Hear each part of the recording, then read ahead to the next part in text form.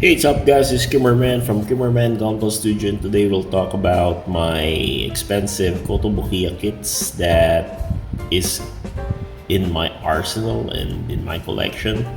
So Kotobukiya is somehow or usually more expensive compared with Bandai and other Japanese brand like the Aoshima, Modoroid, Plum. And what affects the price for this kit?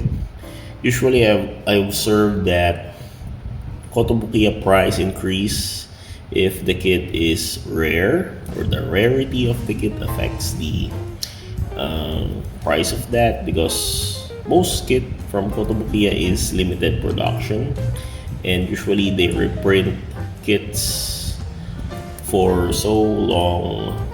It takes so long time for them to reproduce it again, and the size of the kit usually, or for example the Zoids, as the kit becomes larger, the price also gets higher, and the popularity of the anime or the video game that it represents, it also affects the price of that Kotobukiya kit.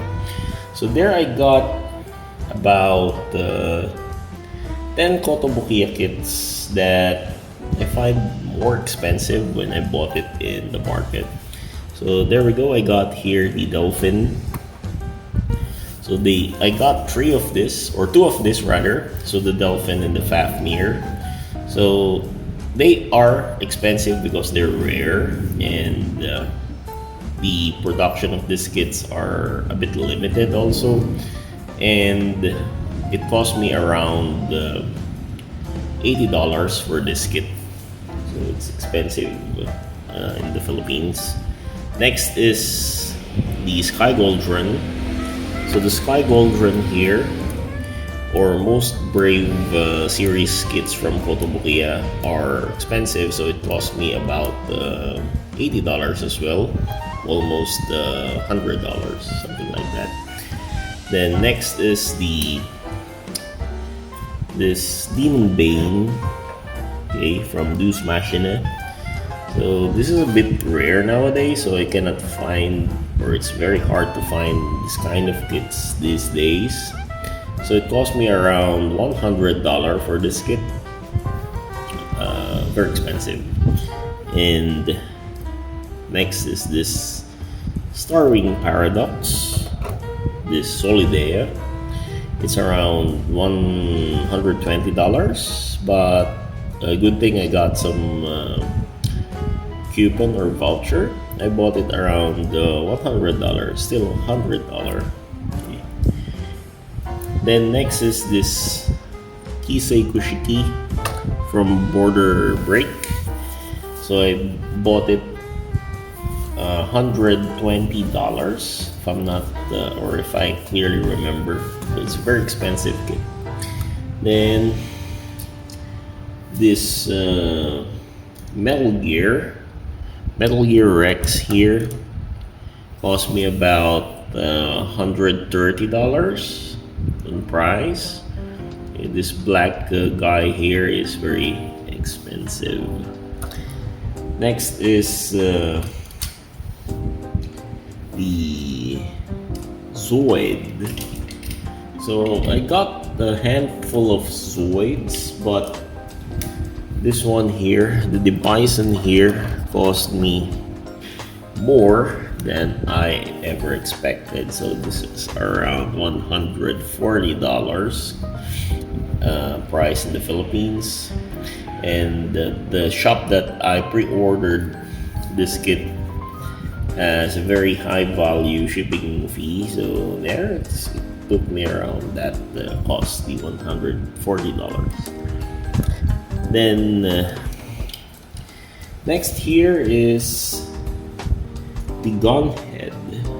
Where's the Gunhead? Okay, so this Gunhead here is so expensive that cost me about $150, and it took me